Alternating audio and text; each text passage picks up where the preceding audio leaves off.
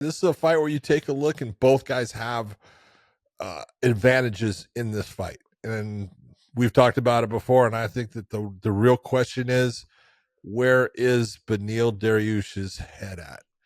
Is it that it was a one-off? He had the performance against Charles and he just got caught and hey, it's past. It wasn't my night and he's still the same guy? Or is it that it affects him? Is it that things have slowed down maybe and he's going up against a young lion in Tsarukyan he's young, he's fast, he's explosive, he's got all that. But Dariush is a guy, the wily veteran. He's got all that experience, and he pulls that out on guys. And look, he's good everywhere. He will stand and bite down and wing shots when he's hurt. He is got an incredible ground game. I look at all of this, and you can't do MMA math. They both have fought, Gamrot. It was a good fight between Gamrot and Tsarukyan. It was a dominant fight between Gamrot and Dariush. Dariush dominated that fight for the most part. And so you can take a look at that, but there are, unfortunately, you have to be honest and say, I'm not saying that Dariush is going down, but I'm not saying that he's getting any different or any better while Tsarukyan is continuing to get better. And has he reached the level of Dariush at this point? We're going to find out. Well, look, we just did a 20-25 minute long live show over on the OnlyFans account. So if you guys can check it out over there, you guys can still subscribe to us over there. It is free at onlyfans.com/weighing in. We just dropped 20-25 minutes of knowledge, back knowledge. We're probably not going to repeat a whole lot of that right now on this. But if you guys want a chance, head on over there and check it out at onlyfans.com/weighing in. Look, Beneil Dariush, I'm going to be honest. I think he's fantastic. This is where I'm going to give a little bit of a comparison. And I wanted to throw this out to you on this channel here when we're doing this is I give it, is he like a Tony Ferguson? He's very hittable. He's okay with taking a shot to give a shot. He scrambles like Tony Ferguson a little bit. He's very good on the ground, and he is a dog. He will bite down on the mouthpiece in exchange with you. He invites the damage to give it back to you. He's so well-rounded. He does things that Tsarukyan just hasn't seen before. When fighters say, this guy's got nothing. He's not going to do anything I haven't seen before. I've seen That's it all. a bunch of shit when you're talking about someone like Beneil Dariush, Tony Ferguson, those type of guys. No. They Yuri Prochaska. Those guys don't fight like normal fighters. And so Tsarukyan's got to be very careful in this thing, but I think that Beneil Dariush is somebody that can get it all done. He can do all these things, but when it does come his time, though, John, I think it's going to come fast. And is it this time? Is this the time? Is it like it adds up? It goes quick. It goes quick, John. Especially at 36. How old is he right now? 35. Can you click on Beneil there, Dave, for us? Yep, it's loaded. Yeah, he's 34. 34, 35. When's he turn 30? Oh, he'll be in May. Oh, he's got time. He's about only halfway there. He's a baby. But at 34, look, still in his prime. I look at the 34's pushing the prime there, like that 34 years. He's wise. He fights a lot smarter now. I think the moment of the Charles Oliveira fight got to him a little bit, understanding what was at stake. Yeah. Knowing what was there, and hey, he was going to get a title shot off of this. He gets this last win. How many wins in a row? And it just. And here's the thing. Charles fights very, very tight. He fights very composed. He doesn't let the moment get to him. He lets the fight develop in front of him. He sticks in his wheelhouse. He doesn't get outside of it. Tsarukyan is he's an action fighter. He's someone that reacts to whatever it is you're doing, and he does it with emotion.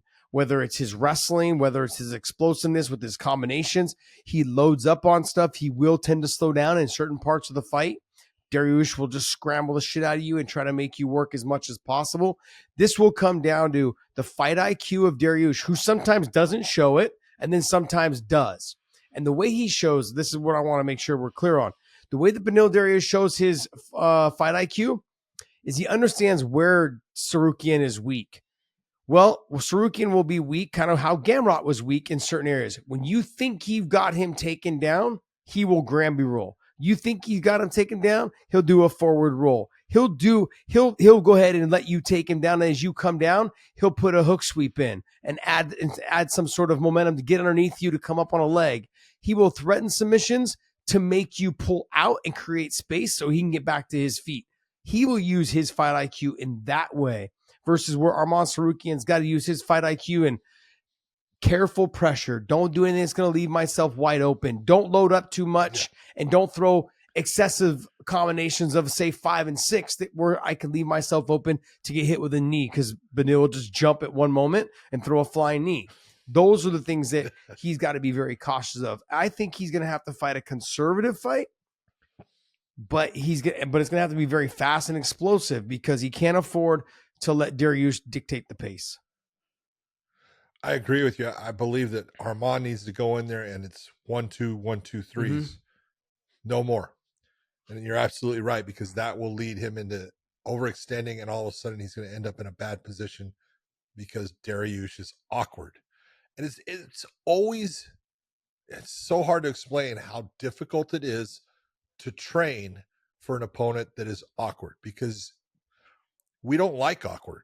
We just don't. Yeah. We just don't respond well to it. And we like smoothness because we can get a flow with it. And all of a sudden you're used to having your flow and everything. And all of a sudden you've got this guy in front of you that just does things in an awkward fashion, is different, and it throws you off. And it makes you slow down and stop when normally you'd be going, you're like, what the hell's he doing?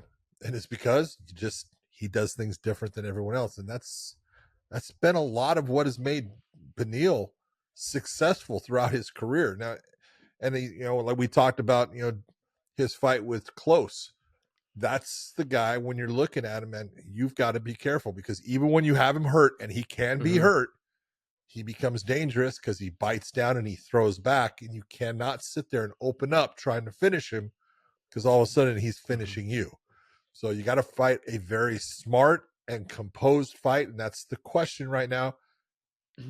I believe that Arman Tsarukyan is in that position at this point of his career. He's gained the maturity and the experience needed to fight that smart fight. I agree. But the question is, John, he's still a baby. Like he's 25 years old, I think. But look at how many fights he has. I know. Look how many, and he's look got who 23 look professional who he's fights. Exactly. Look at those 3 losses. Yeah. It's if you take a look at the 3 losses. I mean, Makhachev, Gamrot, and then early in his career, one of his first down, fights. Yeah. I saw that video. Someone was rotating that video around to get under his skin, I think, this week. Yeah. Throwing shit up from like 10 years ago. You gotta Calm love down. guys. Calm down. How old is he? 25, 27. Okay. So look, 27. This is kind of his prime. They're looking to capitalize. This is the time that the rise starts. They're looking to capitalize right now on his success. So like, look, if we can get him to beat Dariush, we've got him now right into that title talk and contention. That now, if he does become champion, I've got a champion that I can market at a young age that will linger around the top 3, 4, 5, weight class for the next 10 years. Yep. It's a classic promoter's dream. If you're a promoter, this is what you're looking for. You're looking for a guy like him. Look, when I go back to Dariush, there's a couple guys, and you said that he's wild and crazy and he does things that, and we talked about this on the OnlyFans account, is that you're right. He's like a Tony Ferguson. Like, look, I'll give this example. When I took Tony down, the very first takedown, it came so easy, but he turned and he just rolled right through. And I was like, okay, I didn't wrestle after that. Okay, why? It just was like, okay. It just all of a sudden clicked in my head, like, this is not going to be what I thought it was going to be. It changed. It changed my outlook and the way that I thought. Very much how I thought when you said, like, oh, the guy that does things and it just kind of takes it out of you a little bit. Pat Healy. I know I broke my ribs in the first round and 2 in my sternum right here on my chest. But to be honest, I've trained with Pat plenty of times after that fight. He just has that laboring style that, like, it's almost like it's so slow that I moved out of the way of his punch and I moved back and then he hit me. It was that slow. It is, but that's true. That is Pat. Yeah. That was the way Pat and the fought. way he hangs on you, the way he, like, once he gets his body and you're like, get off me. You can shrug him off, but he's never really off of you because his arms are so long.